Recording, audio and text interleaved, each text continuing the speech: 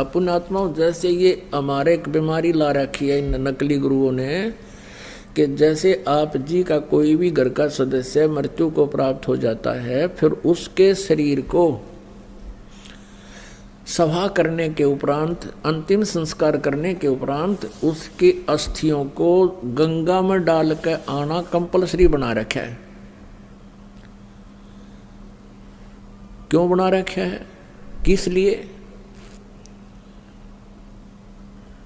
और ये कहते हैं तेरे पिता की गति नहीं होगी, तेरी माँ की गति नहीं होगी यदि वहां नहीं डाल का होगा। वहां फिर और ठग बैठे। यहाँ के भेजने वाले एजेंट अपना कमीशन ले लें और वहाँ बैठे वो जो गंगा में डलवाएंगे उन अस्थियों ने, वह न्यारे चार्ज करें। अपने आत्माओं ये सब अज्ञान के कारण, तत्व ज्ञान के अभाव से हो रहा था। अब क्या होता है, जैसे एक व्यक्ति किसी किराए के मकान पर रहता है और उसको मकान मालिक कह देता है भाई मकान खाली कर दे, मुझे आवश्यकता है, तो उस समय वो छोड़ना जी ना करता। और इस मकान में तो यू अपना मान रहा, अपना पर्सनल मान रहा है, इसमें इस मकान में तो यू कई सैकड़ों वर्ष रहता है, तो इस मकान को ये छोड़ना नहीं चाहता, अपना मान बैठता है। उधर से भक्ति ना करने से ये प्रेत बन जाता है। प्रेत बनते ही इसका जो भी अकाउंट है जाते इसको मिल जाता है, कौन सी योनि प्राप्त होनी है, ये भूत बन जाता है। और उधर से क्या होता है कि वो घर वाले उनको फूक देते हैं, सवा कर देते हैं, तो वापस वो अपने घर पर आता, वो प्रेत बन के। अब घर वाले तो उसको देख नहीं सकते, उसमें आवाज नहीं, वो सुना नहीं सकता, वो वहां धक्के खा के फिर देखता मेरा शरीर कहाँ है, वो जाता शमशान घाट पे। तो इतना इसको ज्ञान होता है प्रेत को कि ये अस्थि मेरी है, ये नहीं है। तो अगर वहां उसको कोई अपनी अस्थि मिल जाता है, यो हार्ड ना जड़ा हुआ, उसको चिपक जाता मेरा है, यो मेरा, नुतकती चिपट जाए उसका। और ये सद ये क्या करते हैं, सेवड़े उन अस्थियों को उठा लाते हैं और वो अस्थि के साथ आता वो प्रेत, फिर वो उसको अपने जंतर मंत्र से जकड़ लेते हैं, अपने अधीन बनाकर फिर वो दूसरों को दुखदाई हो जाते हैं। तो इस कारण से इसका उन्होंने निपटारा करवाने के लिए इन नकलियों ने ये सोचा कि भाई इन अस्थियां न उठाकर तुम वहां डालो, ऐसे गहरे जल में डाल दो जहां ये पितर प्रेत बनकर आवे तो उसका हाथ ना लगे, वो चपका नहीं और वापस तुम्हारे घर ना आ जावे, आसपास भी ना रहे। उनका उद्देश्य तो ये था। अब उससे क्या समाधान हो गया, वो तो बनना था वो बन चुका है, प्रेत बनना था या कोई पशु पक्षी बनना था वो तो बन चुका है अपने पूर्व संस्कार से। अब वो नकीते ठाकर डालने जाओ, प्रेत वो बन ही चुका है। तो ऐसी हमारी ऐसी वृत्ति है इस जीव की, उसी आधार से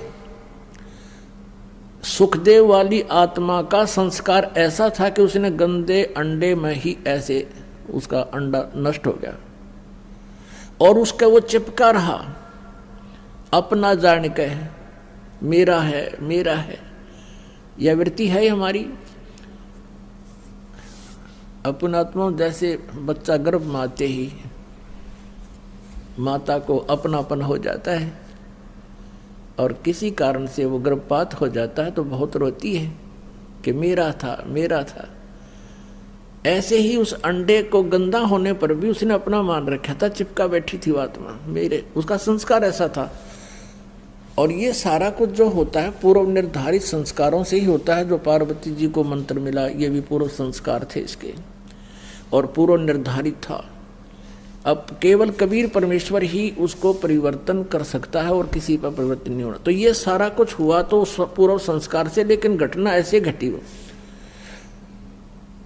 तो वो अंडे को जो चिपका में बैठा था वो सुखदेव वाली आत्मा, इसी प्रकार जो ये अस्थियां उठाने की बीमारी लगाई इन लोगों ने इस उद्देश्य से लाई कि जब जय उल्टा आ गया तो वहां शमशान घाट पर बैठा रहेगा।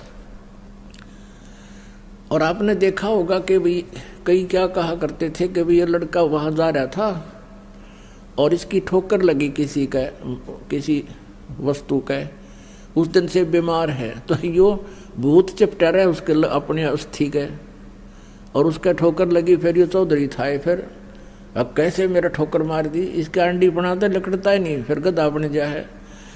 तो वहाँ उनको दुखदायी होता था, इसलिए उन्होंने ये समस्या हल कर दी कि अस्थि यहाँ से फेंक दो कितने, यो एक स्थान पर ना चिपका रहा, अंडे जा धक्के खानता कि तो और धक्के खा लेगा, बाहर चला जाएगा। ये उद्देश्य था। और पुण्यात्माओं कहते हैं यदि आप पूर्ण परमात्मा की भक्ति करते, सतगुरु की संगत करते, ना तो आपने भूत बनना, ना अस्थियां उठाने की आवश्यकता। और आपने यो नाम ले रखा तो कितनी ठोकर लागो, कितने कुछ जाओ चौराहे पर गांडो तुम, और बर्फी खाते हुए आपके निकट कोई भी नहीं आ सकता, क्योंकि ये समर्थ की शक्ति है। एक भक्त बता रहा था